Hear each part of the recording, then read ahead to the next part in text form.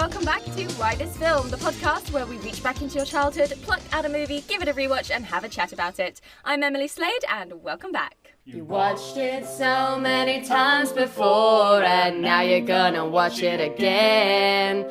But it's been so many years since you last saw it, and now you show it to your friends, and they're like, what? What am I watching? Why this film?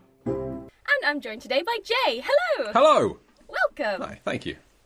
Very exciting. Your chosen movie today is 1996's Daylight, the IMDb breakdown.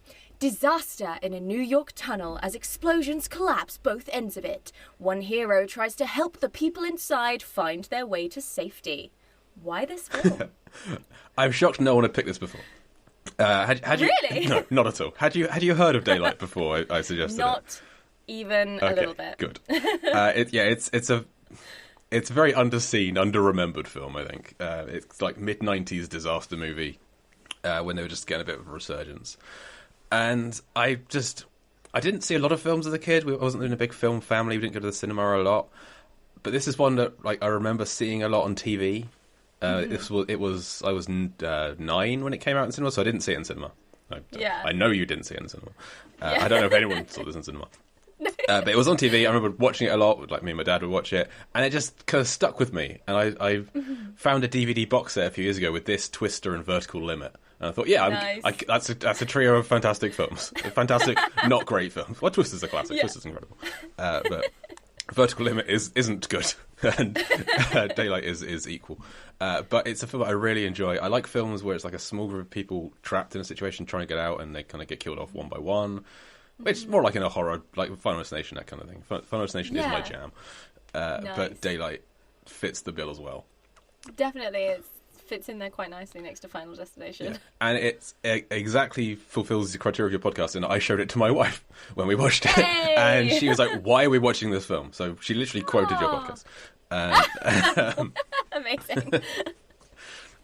I had never, ever even heard of this film before, let alone seen it. I try and go in blind if I've not seen a movie before, so I did. I watched it this morning, and I had no idea what it was about. And I'm not very familiar with the sort of action disaster genre, like at all. I was like, this is Rob Cohen, whose name came up, and I was like, best director in the world. Directed the best movie in the world. Exactly the same year as Daylight. So I wasn't watching Daylight because I was too busy watching Dragonheart.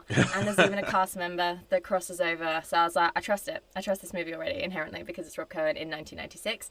And then it's a really lovely opening where we get introduced to like screenwriting 101, like the Breakfast Club vibes, where everybody's sort of introduced in very fun, interesting ways. So they all end up in this tunnel. And then, and we'll go into it in a little bit, but basically the tunnel obviously collapses, as is said in the IMDb breakdown, and I went, ooh, are they going to get, like, superhero powers? Because Daylight, I was like, that's a superhero movie name, and it's Sylvester Stallone, and then he was on the outside of the tunnel, so I was like, oh, so, like, maybe they'll all get powers and he has to convince them to, like, use them for good or something. Because he's just a lowly taxi driver at this point.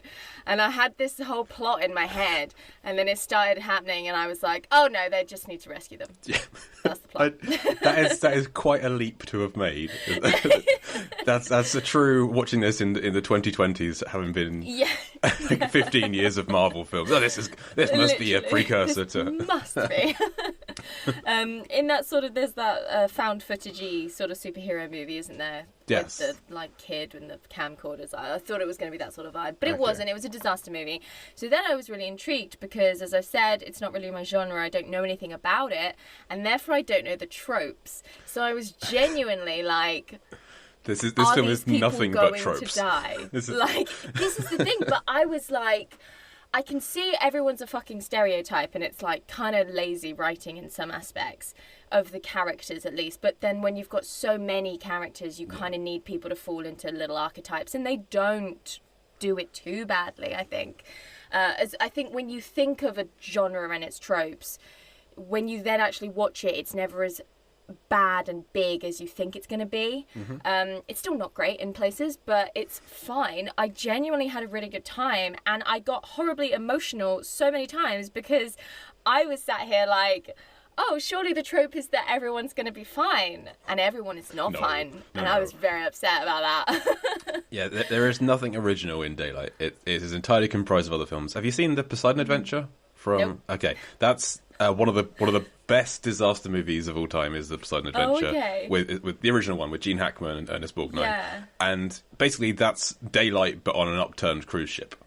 Oh, okay. You can take a lot of the same exact sequences, like the swimming underwater. I was watching it and I got lots of Titanic. Yeah. Which in theory is a disaster movie. It absolutely I guess. is. Yes. So yeah, to me it was completely fresh and original, and I was like, wow, the disaster movie's kind of fun. Like, I'm really enjoying this. I'm really getting on board with it. And I'm still fresh from the viewing, so I've still got the adrenaline of the the adrenaline that the movie gives you. Yeah. But I'm sure I'll wind down in an hour's time and be like, and I do have a couple of points already that I'm like, Okay. Well, I'd say like my biggest disbelievable part of the film is that Stallone's character is called Kit Latura, which is my favourite Stallone name in the world. It's because I thought everyone was calling him Kid, because that's a very New York thing. Yeah. Where he turns up and this old police officer man is like, all right, kid, we get it back, kid. And I was like, kid, and it made sense that the policeman was calling him Kid. And then we get onto the tunnel and the man who had an affair starts calling him Kid. I thought in my head, and I was like, this man is clearly 45 years old. Like, he's not a kid. He's seen some Why stuff. Are we calling him Kit? And it wasn't until I literally went to IMDb and it was like Kit Latour, and Kit I was like, Latour. Yeah. It's a wonderful name. It's a great name, and it sums him up perfectly. This disgraced ex-cop who turned taxi driver who just needs to help out, and if he hadn't, 12 people would have died. Yeah. Which is really cool, and it's really great that he, mirror up to life. He's like, I've done the training, we did a simulation of this, I know how it works out, and I want to follow that. And everyone else is like, nah. It's very convenient. He's just having this guy out of everyone in the whole city is the one who's trapped just outside the tunnel, and he's the one who knows every inch of the tunnel, and he's a former. But I bought it. Do you know what I mean? This was so new to me that I bought everything. Yeah. I didn't. So the opening is great. This is probably the first time I've ever seen a pre-fellowship Viggo Mortensen. Okay. Which was fun. I always forget he's in this. Well, yeah, because he is the first to go. And it's such a shame because in any other movie, I think if this was made today, you kind of wouldn't have the Stallone character, and it would be about the characters that were already trapped in the tunnel. Yeah. And I think Viggo would arise as a natural leader. Definitely. And it's such a shame because he seems to be on it right up until the... And I got this as in my head I was ticking things off. I was like, that seems like a thing. Because, of course, Stallone comes in and is like, this is dangerous, you need to stop. And Viggo goes, no. Yeah, I know what I'm doing. And then he dies. I'm a professional escape artist. I always find a way out. Dies. And it dies. And you're like... and he just sort of, he drops to the floor, looks up, smash. Doesn't and you're move. Stands there for a full minute. Aragon. Literally. I was like, that's so annoying. But then at the same time, I was like, he has to die to prove to us and the people in the tunnel that this is a dangerous situation and that we need to listen to Sylvester Stallone. So I saw that coming. Just to stay on the deaths, I guess, as a running theme, what I didn't see coming was fucking George. Because yes.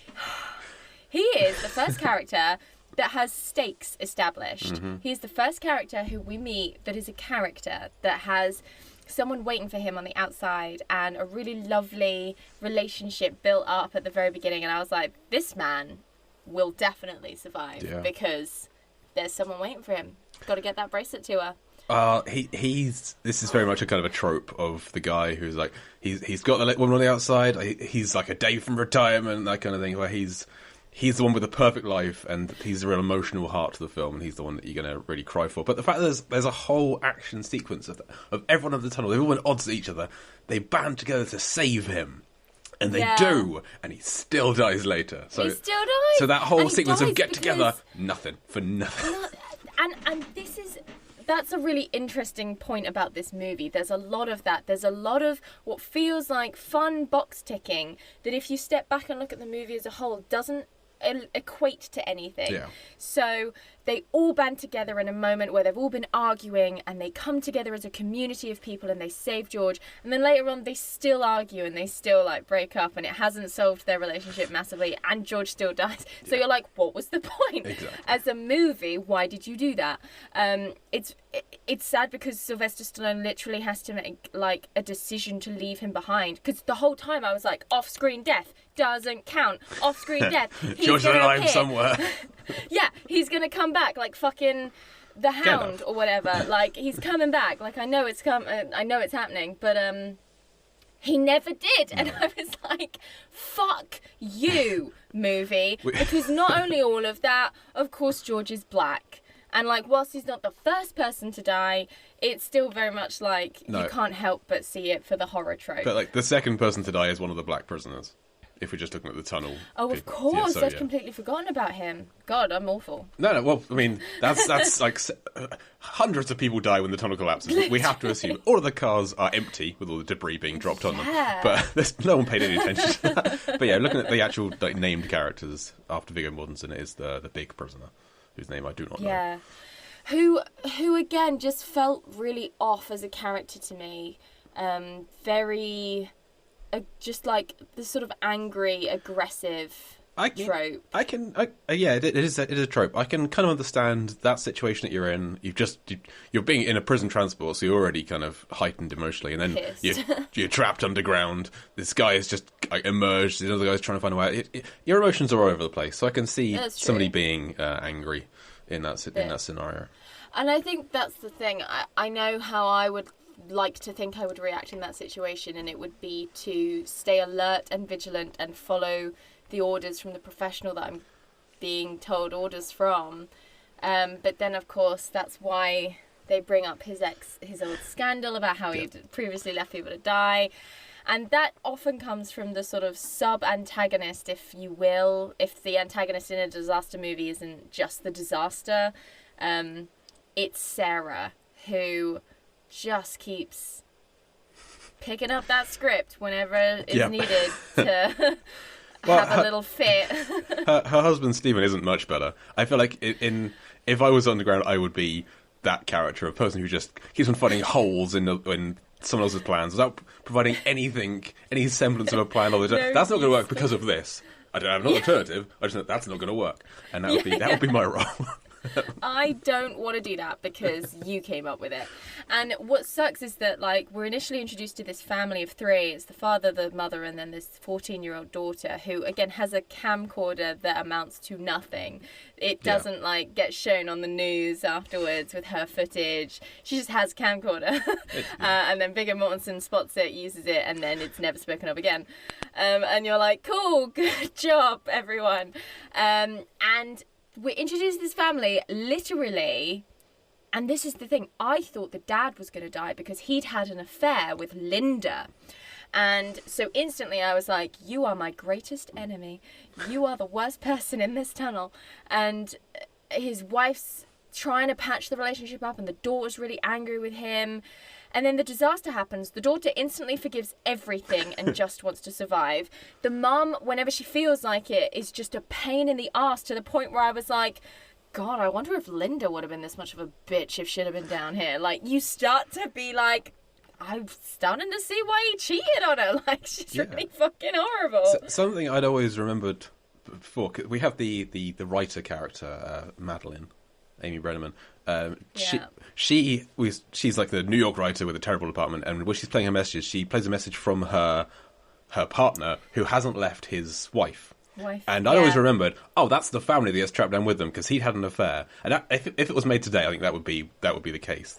That would be a much more, because then you've got a much more stakes. But I instantly thought that, but then videotape had like young children in it, and they have a 14-year-old. That's true. They don't know each other. Yes, yeah. So that's just like a also, misconnection in my memory, I think it was.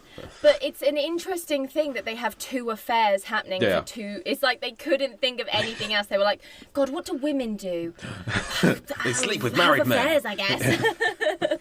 And then, what do horrible husbands do? Sleep around, I guess. And like the two ended up with the same trope, even though that's another thing that comes to the sort of, and then nothing about it happened, because Madeline is set up in this beautifully awful down on her luck opening where you're meant to be like, she is the person we are 100% meant to get behind, because she's having her Billy Peltzer Charlie Bucket opening right now, where everything sucks, and you're like, at the end, a rat in her underwear drawer. Different. Yeah, that she's like freaks out. She has this brilliant moment in the tunnel where she's like, I'm sick of your shit, New York.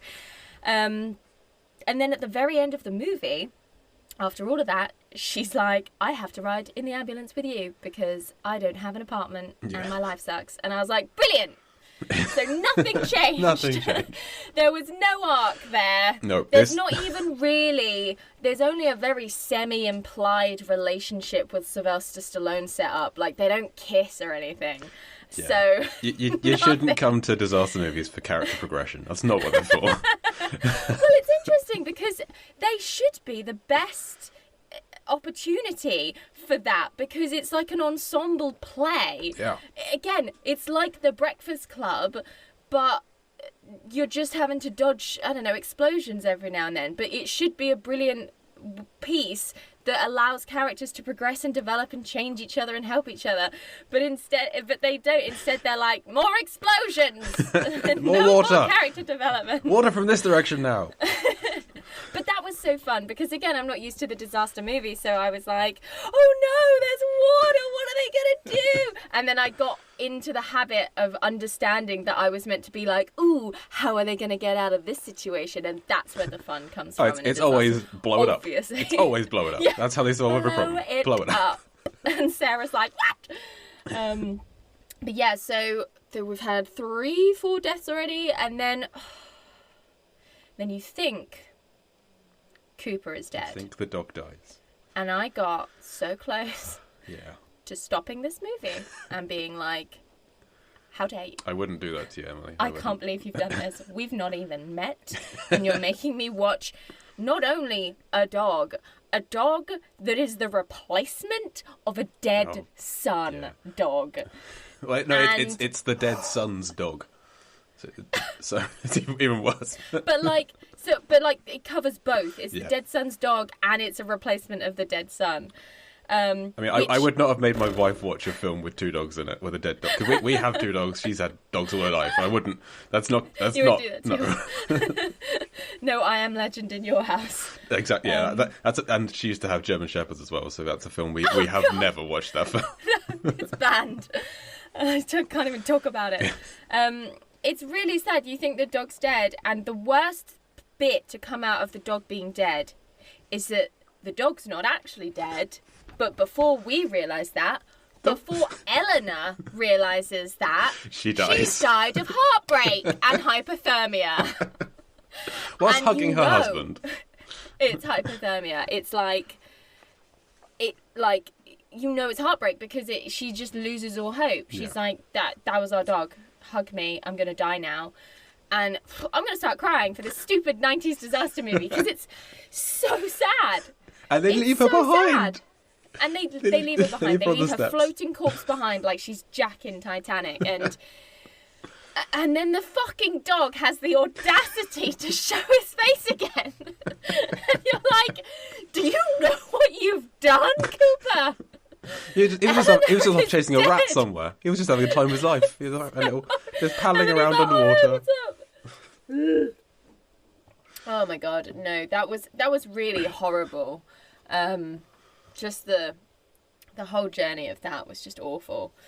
And then I think that's because I thought the dad who had an affair, because he had an affair, he was going to have to be punished. Oh, no. And therefore, Madeline would also be punished because she had an affair as well. So when Madeline was left behind, I was like, okay, she'll die then with Sylvester Stallone, I guess, because like people die in this movie, I guess, and that's her movie punishment. And then I thought the dad would sacrifice himself. I thought there'd be a moment where someone would have to stay behind to like hold something. But then I was like, he's just patched things up with his family and he's got a 14-year-old girl. Like, she would be in therapy for the rest of her fucking life if he were to make the decision to be like, I am going to stay behind and die for everyone else. Yeah. When Sylvester Stallone's there kind of doing that anyway. So then I was like, maybe that won't happen. And then it didn't. And if anything, he saved the day by following the instructions to leave. Yes. So I guess that was his heroic moment where he patched things up with his daughter, I guess. I don't know. There wasn't any clear, linear character stuff anywhere much. No. But it was still really fun. It was a really fun... I mean, the explosion... the one at the start kickstarts the whole thing is incredible. Like, I don't go in for like exploding movies, but I was like laying there and I was like, wow, that was really cool. Like, that was a really fun cinematic moment. Yeah. Like, and I love the kind of the cause of it. Just these two different nefarious acts. The covert transporting of these massive barrels of dangerous explosives and the jewelry robbery coincide with the dumbest robbers in all of history. With like and just the high-speed chase into the tunnel. There's no way out of the tunnel other than the way you came in. Like, you're getting caught. If you drive into the tunnel, you're getting caught. And literally, and I got confused because the tunnel goes to Jersey. And in Hamilton, they say everything is legal in Jersey. Okay. And the policeman I don't think they include diamond robberies. Okay. And the policeman goes, that kid's a genius. He's going into the tunnel. We'll get our boys from Jersey onto it. And I was like, oh, maybe it was a smart move to go to it. It's not Mexico. Stupid. It's not like crossing the border. Like, freedom! Go, baby Einan! Because the gem thief number 3 also plays young King Einan in Dragonheart. And I was like, hey! He had a great run in 1996 and was then never in worked nothing again. Afterwards. Yeah. Rob Cohen was like, all right, I'll do you one more favour, kid. But yeah, so it's weird again that they are so separate, because it opens with this, again, I didn't know what this movie was about, and when there's suspicious barrels that people are trying to smuggle somewhere, I was like, clearly, things are going to go magic. awry. Yeah. And then the jewelry thief happens, and it's just really fun. It's really fun when you're introduced to lots of different characters, and then you're reintroduced to them in the same place, and you're like, oh, they're gonna meet. It's like Avengers 2012 all over again, when the trailer dropped and there was Captain America, Thor, and Iron Man in the same shot, and I was like, oh my god, I know all of you separately. And it's really fun, but then there are some characters that get more screen time than others, inevitably, which to me I would be like, drop some characters and expand on others. But I don't know if we needed all of the prisoners. I could have done without. Like, Stallone's son, Sage Stallone, plays one of them, and he's like hitting on the 14-year-old girl. Yeah, I was like, what are you doing? Maybe we could talk about this when we're not fighting for our fucking lives. And like, father like son, he's like, if we don't die in here, maybe I could call you later. And she's like, he's 20 and she is 14. She's 14. That is not okay. Awful. And then fucking runs in the family, because right at the very end, where she's like, my life is still shit, even though I've just been through all of that. I need to ride in the ambulance with you because I don't have any insurance because America or whatever. And he's like, but guess what, though? We're going to have to take the bridge. I was like, Sylvester, people died. People just fucking died. Like, at least wait 24 hours before you start cracking, like, puns. I mean, yeah, but you gotta let people leave the cinema on a high. No. You can't just, let's just take a moment here and just think about the souls we've lost like, today. Fade to black. I want it to be like The Talking Dead, where it's like, remember those who were lost, and then it's like, ah, and everyone's like face comes up in black and white. And then we get to leave because there are consequences to disaster movies, and it's not fair that we're just expected to move on because some other major event's happening. Like, these people are going to be traumatized. They're going to be in therapy. Is there a Daylight 2 where we see the consequences of, like... I mean, I'd watch it. I'm here for it. So I don't think there is. And it's just like... It's just everyone in the therapist's waiting room, like, mulling over what they went through. And then that another tunnel collapse. It's an underground waiting room. And so that collapses and they get trapped in the waiting room. And they all just fucking lay down and die because they're like, not again. It's a much cheaper film. But you can't have that morbid moment at the end. Just like Infinity War. I hated Infinity War when I first saw it, just because it's such a downer. And I just... So all these characters died. I want happiness. Like, I see Marvel films because they big explosions. Yeah. Fun times. And then it's, all of your favourite characters are dead. Wah. Yeah. Roll credits. No, I loved it. I loved how... I mean, this is the person who, as a child, opted for the 1975 Japanese animated version of The Little Mermaid rather than Disney's because Fair they enough. kept the original ending where she dies and turns into sea foam. And I was like, yeah! At 4 years old, I apparently laughed when Bambi's mum got shot. So I don't... Heartless! But I loved the ending of Infinity War because it was just like... Oh my god, they did it. Yeah, they went through with it. It's like when Maggie Gyllenhaal gets blown up in Batman and you're like, oh my god, anything can fucking happen now. I mean, I respect when they make these moves. So, yeah. Exactly. And so I read something where Sylvester Stallone's character was meant to die at the end, which again would tie in quite nicely because it's like... He was the only one to survive last time and this was his one last hurrah to prove himself, and then he would die a hero.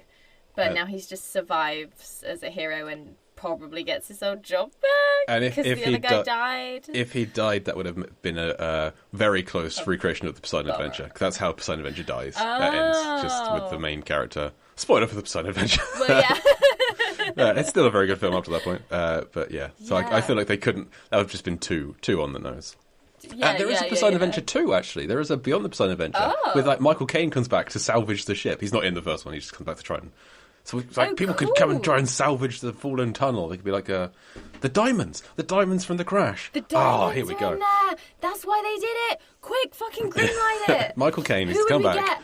I want Elliot Page. I thought he would work really well in this movie. I want Michael Caine would be great. Michael Caine is the sort of like guy on the walkie-talkie. Yeah, that's I think he's a little old to be going down there and doing it now. Yeah. Oh my god, so good. I would fucking... And, like, it'd be perfect because people are in that real sort of resurgence of let's bring back everything from the 90s because everything's miserable now, and everyone was kind of chill back then because it was pre-9/11 and you could blow things up without any consequences. This is explosions in New York. You don't do that anymore. And, I mean, there was a shot at the end, obviously, to establish that we were in New York. There was a big old shot of the two towers at the end, right after the joke. It was then like shot of the two towers, and you're like, good God, like you can't. Do you have no shame? It's just funny, isn't it? Like you can't ever help watching old things where they're like, and the two towers, 'cause New York, and not be like, oh God, darkest day in American history. It's like watching shows now where people are like close to each other and coughing. Yeah. Which is You're like, what are you doing? Stop! Oh yeah, when George, may he rest in peace. Oh. It was when he was like, my neck's broken, isn't it? And I was like, no, don't say that. Oh my God, that might mean that you may have to be left behind. And I don't want that. I want you to be like craned out by someone and handed back to the woman that you were going to go on a date with this evening. And it never happened. But even then I was like, put the dog on George. What are you doing? You have a dog there. Put him on the dog, like put the dog on him to keep him warm. Yeah. Like, that's what people do. You're meant to put dogs on people to keep them warm. That's why you have a dog in a disaster movie. And yeah, like, he might lick your face while you're there. Everyone has a good time. Especially the dog. Yeah, my notes here are just caps lock. Are you fucking kidding me? She died for nothing. Yeah, that's a sad moment. I'm sorry to have put you through that, Emily. I apologise. Just, like... Like, Well- I'd rather the dog stay dead than have Eleanor die of, like, that's how much I feel about I mean, this. I'd rather the dog because come I'm back before she died, but okay.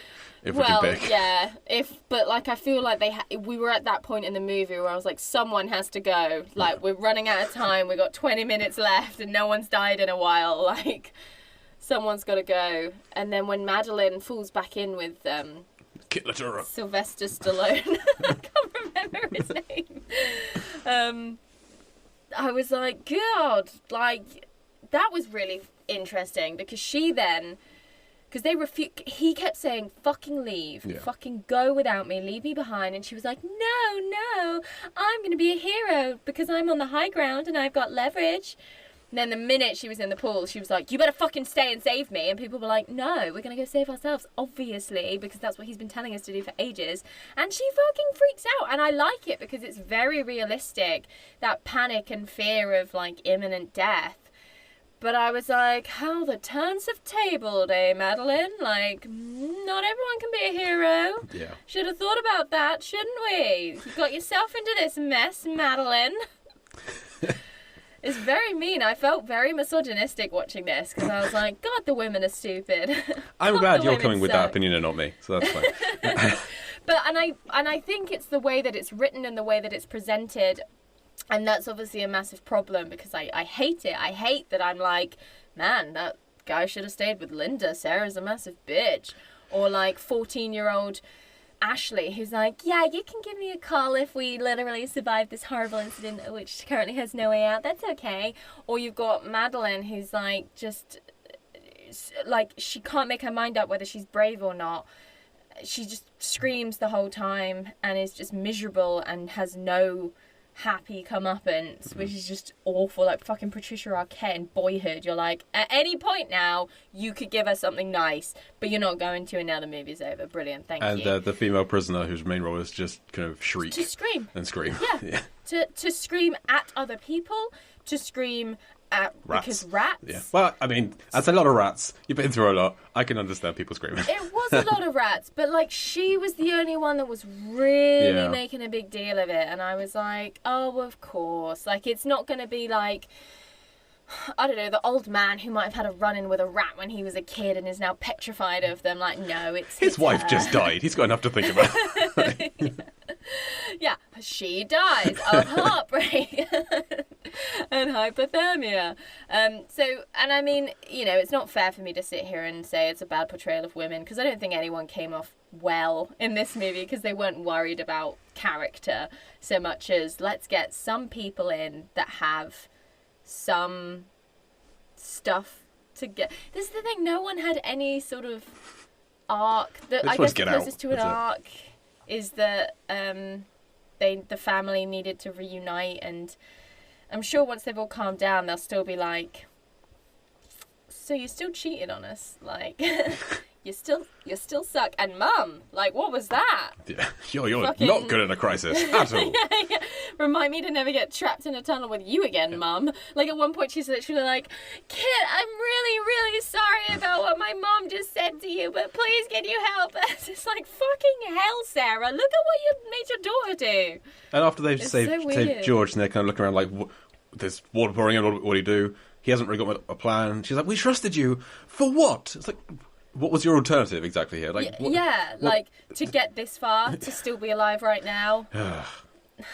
And she's the one that's like, I read in a newspaper that you were a disgrace. I was like, oh, do you believe everything that journalists say? Like, I've been there with conversations with police people, and I have an idea of what's going on with Sylvester Stallone. How about you wake up and smell the subtext, lady? And he was an emergency service person for many years prior to this, presumably. Would have saved dozens, hundreds, thousands of people before that point, and at one time it goes wrong. And what's really fun is that they explain why he lost his job, and it's because it was that guy's literal brother, and it was like a passionate decision, which then of course got leaked to the newspapers because they love over emotion. Yeah.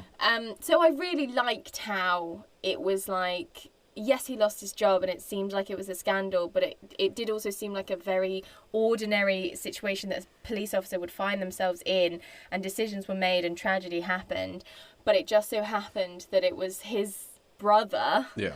So he, like, personally... Which is very bad.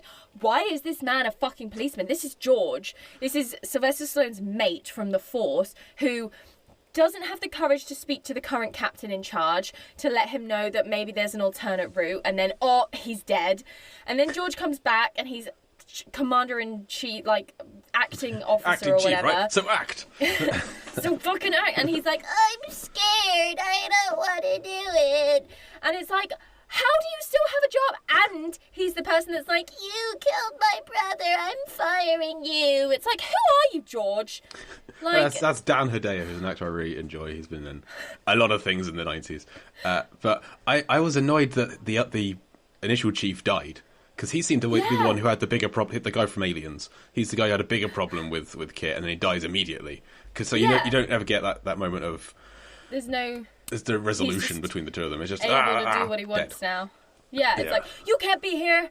And then the other guy's like, you can't be here. And then George is like, I guess he can be here. It's fine. He's my friend. He knows what he's doing. I fired him stupidly.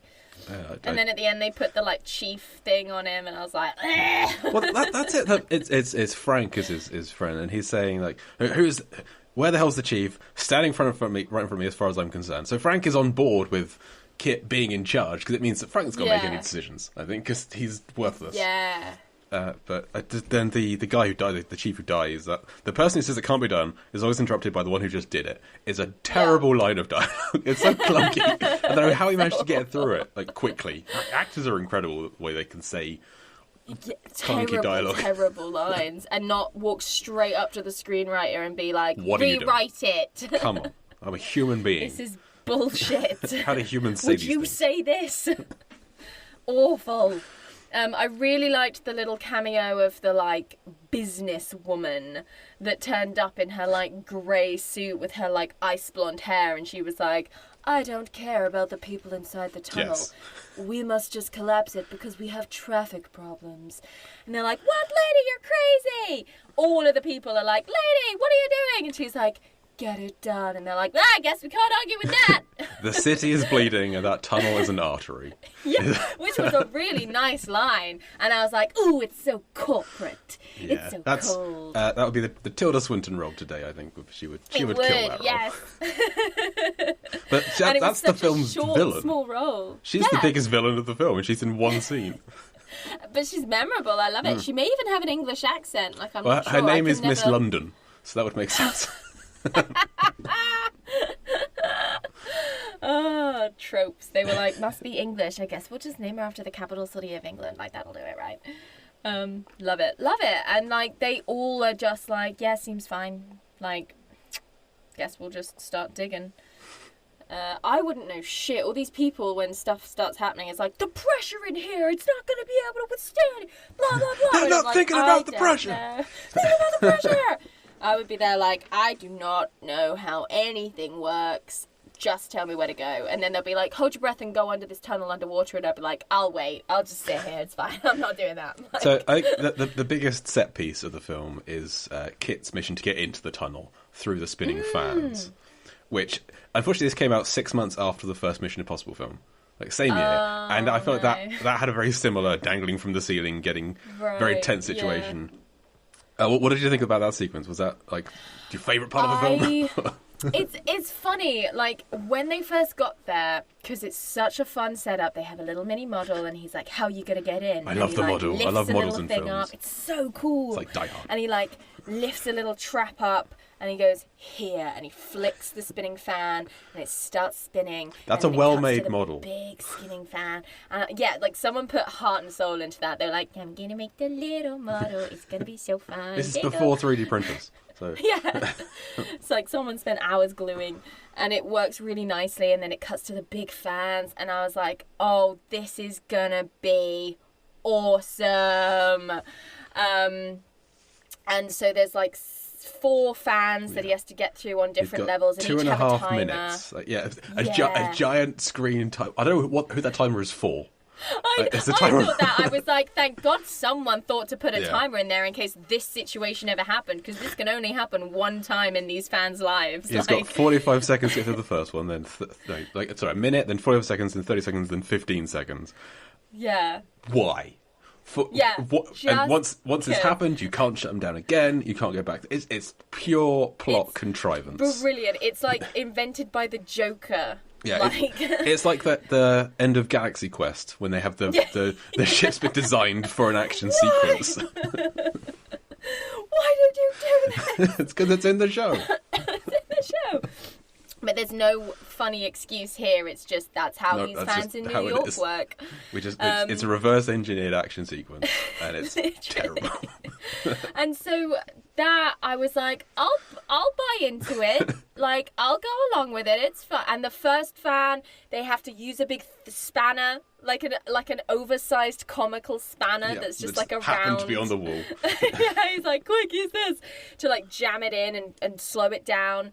And he goes through, and I was like, yes, let's go. And it's like, luckily the timer as well is beeping away, and then it starts really beeping when it starts getting down to 0, because it's like, beep, beep, beep, quick, Sylvester, you gotta get through. And by the third fan, I was like, can we get into the tunnel now, please? Yeah, we don't need 4 I am of bored. these. He's gonna make it through. It's Stallone, and we're 20 minutes into the film. He's probably going to be fine. Like, worst case, he might get a little injured that he'll have to deal with later on. Gangrene setting in. Maybe he'll lose a limb. I don't know, but probably not. Because he'd already used his tie to cauterize somebody else's wound, so he can't do that anymore. So I'm sure he'll be fine.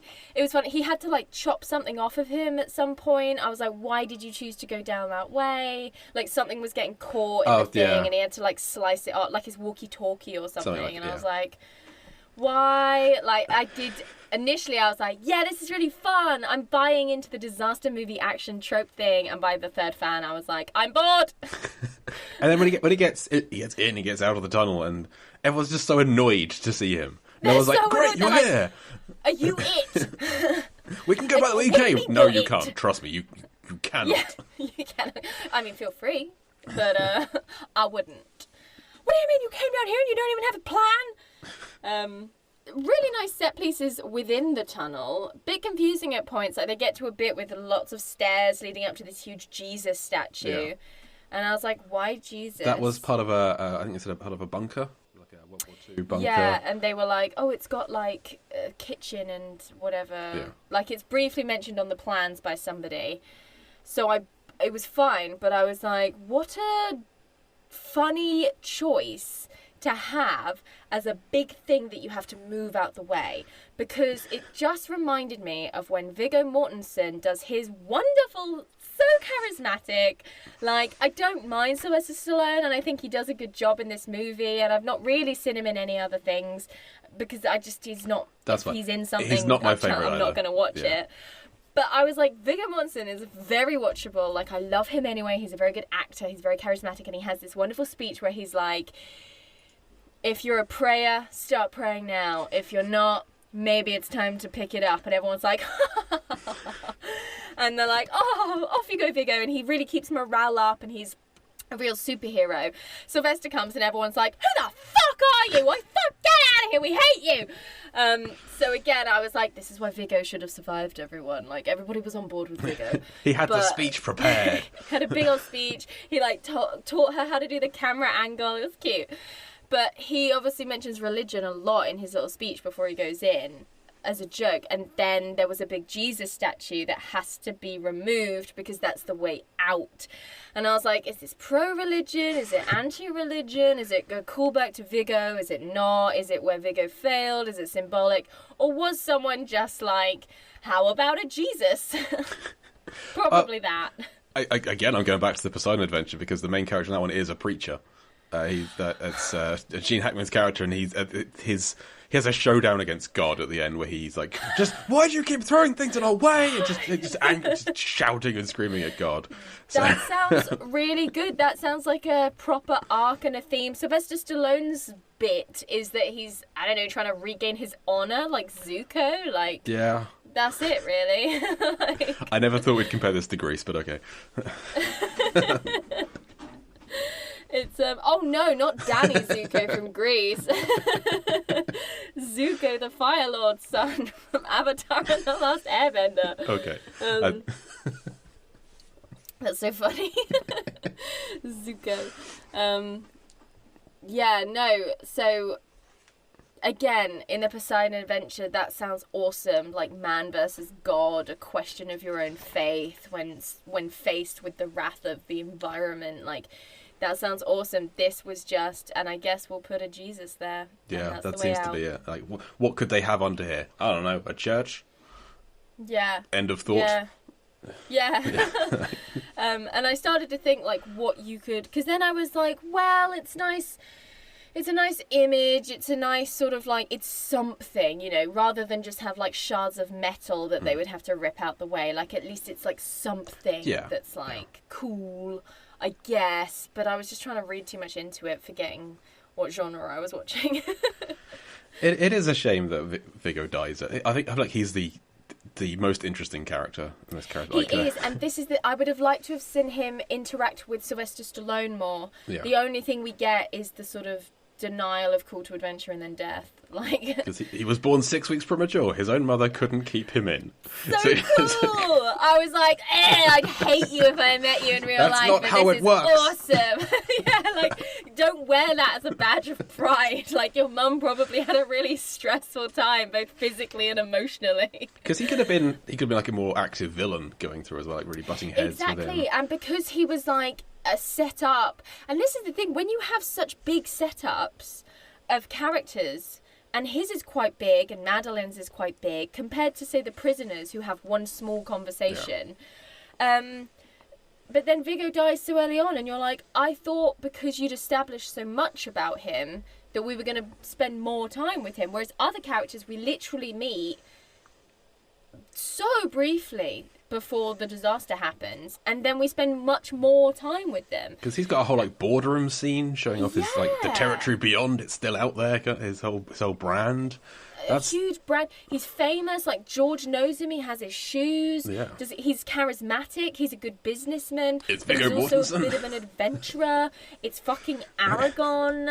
Like, this wasn't his first Gondor. film. He'd been working for a decade at this point. Yeah, so. I assume there's no such thing as an overnight success, and like it just so happened that the type of movies that Viggo Mortensen was in pre-Lord of the Rings, I probably wasn't watching because A, I was too young, and B, they probably weren't interesting to me. But I mean, you got things like Crimson Tide, it's a submarine film, which it's a submarine movie. I haven't seen it, but I hear he's good in it. And like, I'm sure he is because he's Viggo Mortensen and he's wonderful. And Witness, Carlito's Way, these are films I'm aware of and have seen a long time ago. But so he's not in nothing. An episode of Miami Vice. Good for you. Yeah. Okay. Good job. Yeah, I imagine he's like Alexander Skarsgård, who came to prominence in True Blood, and then you go back and watch old movies, and you're like, oh, there he is in Zoolander, and there he is in this, and there he is in that, kind of thing. So you can, it's fun. But I agree. I think he would have been a much better villain than just Sarah sitting there and bitching. Yeah. And they could have really butt heads, and then he could have had a nice sacrifice moment where he redeems himself but dies, and then that adds to Sylvester Stallone losing another person more so than because his whole issue is that he left people behind to die, and he survived, and he lost his job, and he lost his friends, and it was a huge scandal, and now he's a taxi driver. And the first thing he does, given an opportunity, is leave George behind. And it doesn't seem to have any emotional impact on him whatsoever, even though that's his whole thing. And it's like, what? Yeah. I can't explain it, but it's true. What you're saying is true. That's what happens in the film. At no point did Sylvester Stallone, I mean, I don't know what he's like as an actor. He seems like a very nice person from what I've read. But at no point, because I always struggle, because I'm an actor, and I always struggle not to be like, whenever I'm given a script or anything, because I'm like, this doesn't 100% add up thematically, and therefore I don't agree with it. You like to have a job? I don't understand. Which is why I don't get any work. But yeah, like not because this is Sylvester Stallone in 1996 when they filmed part of this movie in Rome.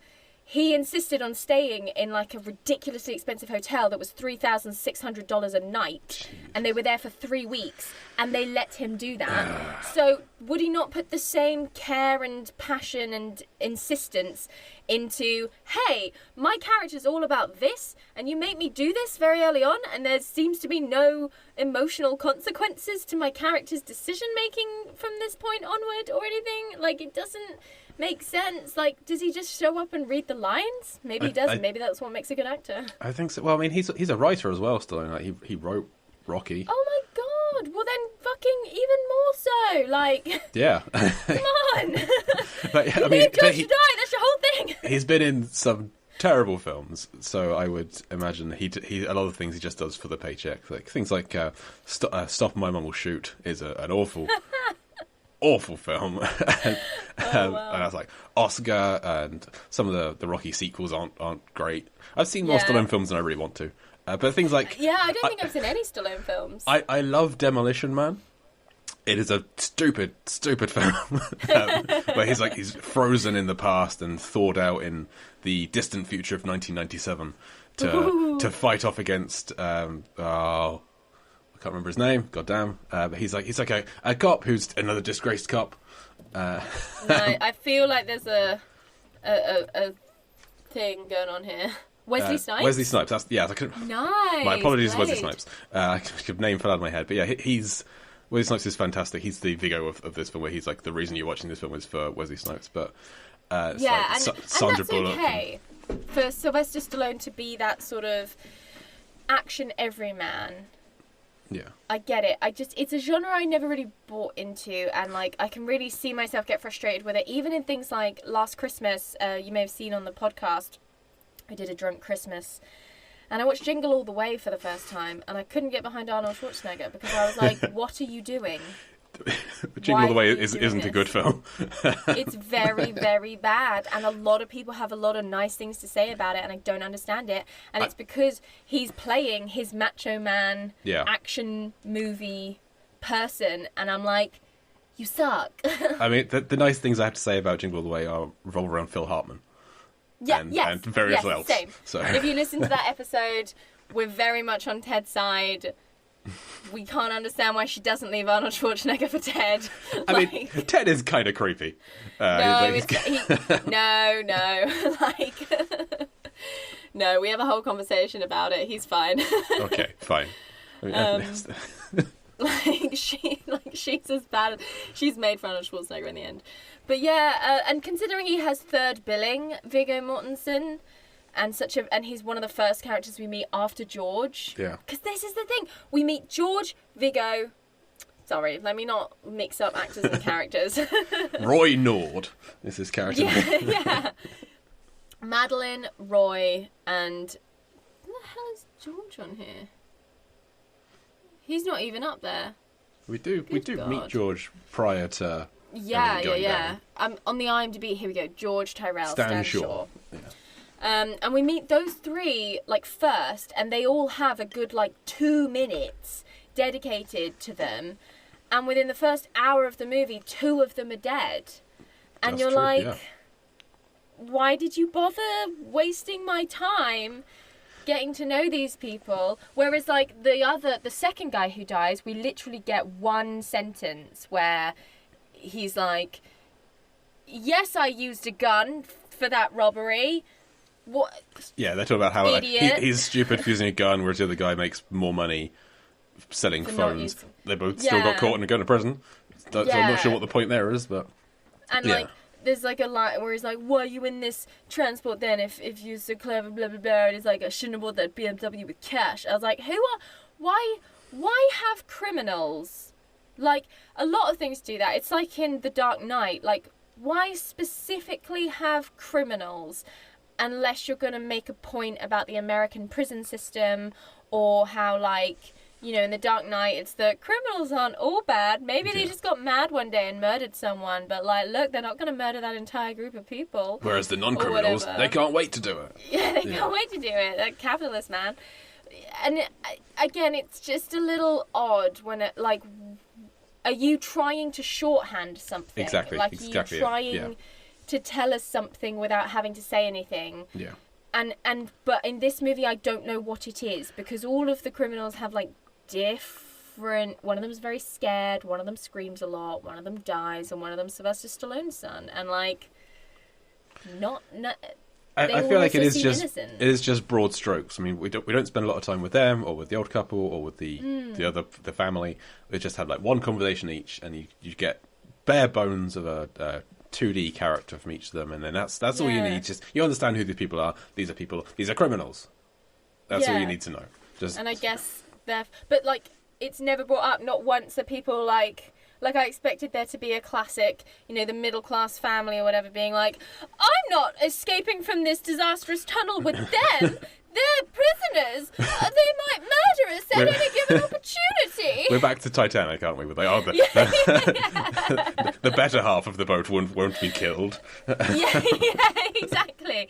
But that doesn't happen. So again, I'm just like, why make them prisoners when you could have just made them like students in a car? It just so happens that that's also the most diverse aspect of this cast, and they're all in orange jumpsuits. I suppose it could add to Madeline has to like save Mikey, I think it is, from the truck is overturned. She's got to release them. She's got to free them by unlocking the gate at least, and then but that could add to why she's scared.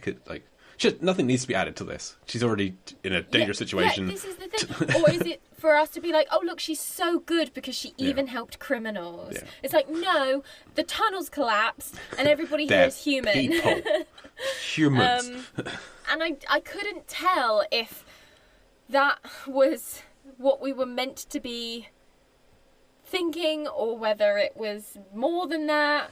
It was just an odd choice. I don't know. And, like, some people got really deep into their backstory. Like, our son died, and you're like, oh, shit. That was a nice little monologue to give the old lady before she died. Before she fucking died. And that's why they did it, so we cared about her death. That's very much a trope in disaster films. If someone gets a big character moment, their days are numbered. You're like, oh, R.I.P. to you, I guess. Yeah, and it's... I would have liked... Mainly because he was young Einan, and I was like, hey, it's young Einan. I would have liked one of the gem thieves to survive, just to add that tension. That dynamic, yeah. Because there'll be a guilt aspect there, or perhaps there won't be, and perhaps someone would have seen them, and there'll be a moment later on where it's like, I saw you were the one speeding, you're the one who caused this crash, rather than just the constant, because I get it, there would be anxiety and there would be anger, but it seemed like constant... Sylvester Stallone, you don't know what you're doing. We hate you. We want to get out of here, but we don't want to follow you. But we've got no ideas of our own. And it was just a constant bickering and arguing at him rather than what would have been nice. Like if there was it's boring and I would have hated it. But if Madeline had the affair with the father and there was a thing there and she was Linda or whatever. And if there had been a gem thief, just a bit more. But then maybe another person would sit here and argue there's already... a fucking flood and the explosions happening all the time. Like, we don't also need people to have their own issues, and even if they did have those issues, surely they would put them aside to survive. Yeah. And it would be unrealistic to have, but then you would just, I don't know, just write it better. Like, maybe you'd get to a point where those tensions can be heightened and they therefore cause something rather than just, oh no, I guess the water's coming in now because, and that was a really nice moment because I think it was when they just left George. So again, I was still clinging on to the hope that I was like, I haven't technically seen him die. I haven't seen his corpse yet, so he can come back at any point. And there's like a hole that appears in the ceiling far away, and they're all going, oh no, which should have been an indication to me to go, oh no. But instead I was like, George? Like, have you regained the use of your limbs? And are you, like, hacking through to come and join them? No, it was just the water falling in, which was fine. I was like, oh, that's fun. Now they're going to drown. So you needed when Stallone and Madeline are at the end, it just swimming out, you needed George to just, like, bob up next to them and find a raft for them to cling on to. Yeah, Alive I did. still, of course. I really did. I was genuinely so convinced that he was going to be okay, even when they were like, my neck's broken, isn't it? Yes. I was like, pfft. a flesh wound. Like, you'll be fine. Or that someone else, the crane would have hacked in and found him and rescued him out. Or just, I really thought he was going to survive. See, and I was I like, wouldn't have liked how that. dare you? I didn't No, want I know. that. Because... And this is the thing. While I was thinking about it, I was like, yeah, but if that had happened, you would have pushed this movie away as the biggest, dumbest pile of shit that was that was too afraid to kill a character. But I loved George so much that I was like, let him live. It's Jurassic Park 3. Billy in Jurassic Park 3 is a character I despise, and he dies, as far as I'm concerned, in the pterodactyl enclosure, and then his twin survives at the end of the film. He died, and they bring him back because everyone was Billy. I hate Billy. I've hated Alessandro Nivola in every film I've ever seen him in because he survives Jurassic Park 3. Yeah, yeah. And this is the thing, though, like, if he's an awful character and he died, like, if they'd brought back fucking Nedry from Jurassic Park 1, you'd be like, fucking why? I'd be cheering, thank you very much. Wayne Knight is a god. You can only bring him back if he then immediately goes to prison. Yes, but, true, yeah. But George, I was like, you literally set up the cutest relationship ever. Yeah. And then you don't... The two nicest people in the film. Yeah. The cleverest, funnest, nicest people get the tragic ending. And I was like, fuck you. Same with the old man who loses his wife and nearly his dog. It's like... After having lost his son already. Yeah. Like, the fucking man who had an affair has no consequences for his actions. He's a true villain. Like, in a lesser movie, he'd have been punished. But he's been rewarded for leaving again. Exactly. And fucking Sarah survives after whining. But do you think so? The prisoners they made it out, and they're presumably going straight back to prison now as well. Well, yeah, exactly. Like, they were being transported, I assume, to a higher security prison, a lower security prison. Like, I mean, it could have been something like, as a prisoner being transported, he doesn't have any character witnesses, so there's no one to speak up on his behalf, and he gets stuck with Kit Latura and goes through the film, and at the end of the story goes, you know what, you're all right, I'm going to come and speak for you in court as a character witness. Exactly. But no, nothing. Nothing. They're just this prisoners, diverse cast of people are going back to jail. Like, hope there's a therapist in there for the trauma that they'll have received. They're being put back into another small confined area they can't escape from. Literally. Good luck to you. Yeah, it's really horrible. What do you think? Like, I almost expected them to be denied medical assistance. Do you know what I mean? Because America. Get back in the tunnel. Yeah, you go back down there. You can serve your sentence down there. So it feels very much like draft one of A Choice of Characters. I assume the title comes from the fact that they wanted... They're seeking daylight. Yeah, in George's dying words, he says, get them to daylight. Ah, so he I didn't gets hear the title that. drop. Nice. I did. I missed the roll credits ding moment. I think I was too busy going, he's fine, he's fine, he's fine, he's fine. He's not gonna... These aren't his final words. Yeah. He'll speak again. But they don't come out into daylight. They come out into, like, a car park. Yep. It's inside. It's in a building. They had one job. And I guess you could say that Sylvester Stallone and Madeline pop up in daylight, but, like, I don't understand how they got where they got. I don't know how New York works anyway, but it always confuses me when people are on boats and then they're at the Liberty Statue and then they're somewhere else and they talk about Jersey and I'm like, what's going on? It's over the bridge, I think. Oh, they were at a bridge that was going to Jersey that is under the water, I can assume, at some point, because the water collapses into the tunnel and then they blow up a point and then they're outside the two towers but in the water in daylight, I guess. But he specifically said get them to daylight, not Madeline, get yourself and one other person. Yeah. So for everyone else to pop up in some, like, car park, I was like, for fuck's sake. Yeah. Oh, man. It does feel like an odd choice because they came up out of a drain. Essentially, they could have. There are drains outside. There are drains on the streets, and like I guess how much time has passed? Because is it nighttime when we start going into the tunnel? Yes, and they had 3 hours of air down there. We're told. So, but it wasn't like 4 o'clock in the morning. No, it was wasn't. like 9 p.m. at night. So they would be coming up at like midnight, which would not be sunny. That would not be daylight. Get them to moonlight. It's the little things, you guys. So, Daylight was nominated for Best Effects and Sound Effects Editing for the Academy Awards, and I think that's fair enough.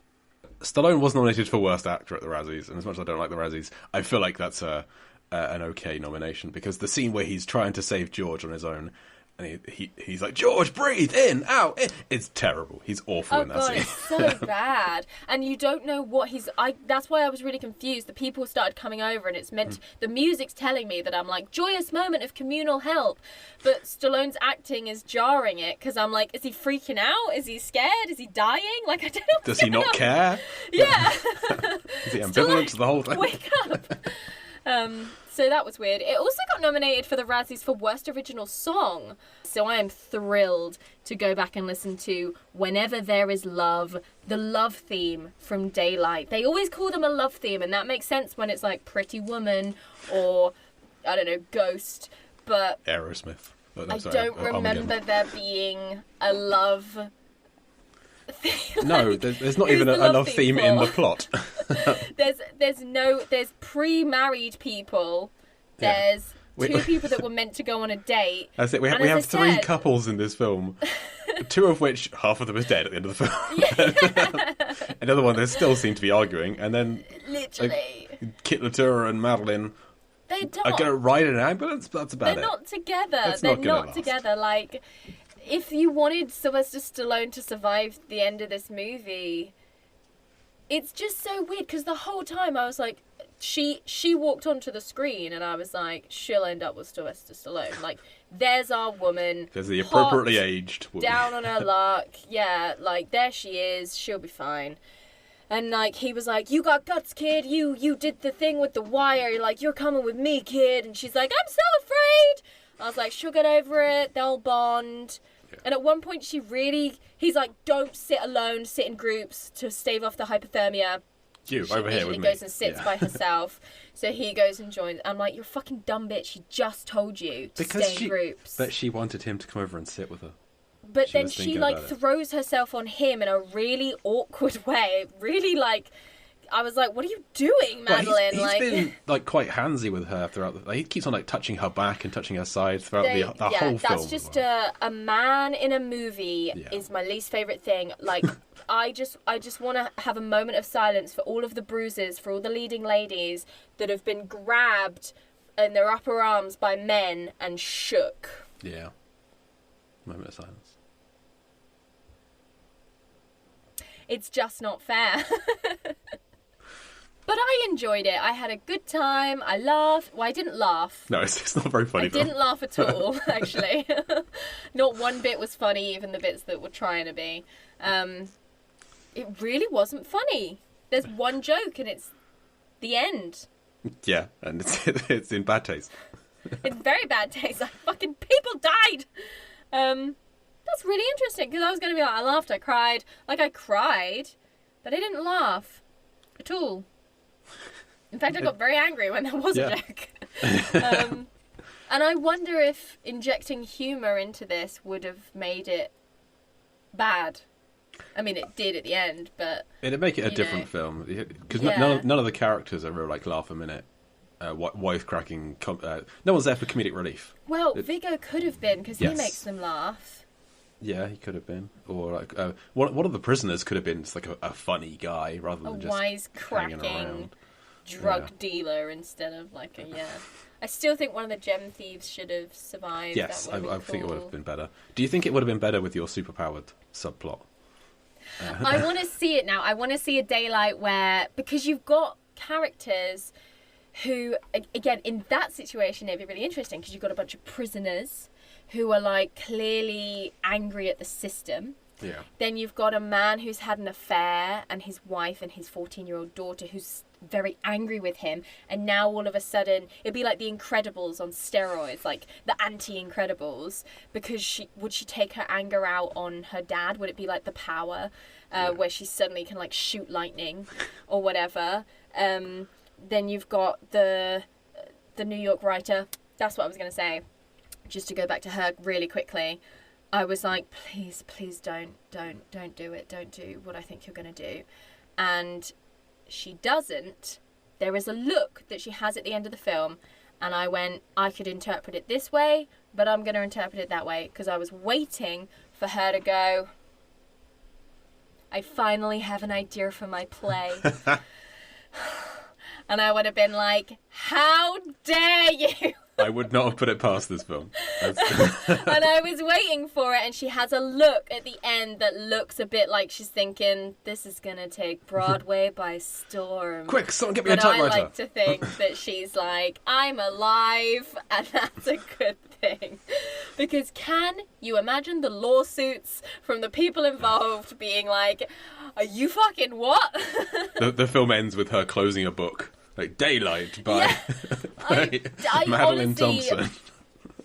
I waved over and saw that there was only 15 minutes left when her and Stallone were still in the tunnel. So I was like, phew, like there's not going to be time afterwards where the girl's cam footage of Viggo Mortensen was shown on TV, or we're not going to go to Broadway and like have a standing ovation for Daylight the play. Oh, it's the red carpet with her and Kit Latura walking up it. Yeah, the exactly. Yeah. And all the people are there, like they're getting closure from this performance. The prisoner's still in handcuffs, but they get to go to the but they're allowed to watch the show.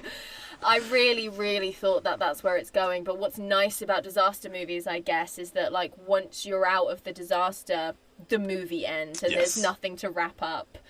That is the best. So. Like, actually, that's not always the case. Like Speed, like they get off the bus. There's still like half an hour of film left after they get off the bus. Oh God, I haven't seen Speed in years. Because a whole like train sequence. Oh yeah, because that's when he gets his head sliced I'm taller. off. Yeah.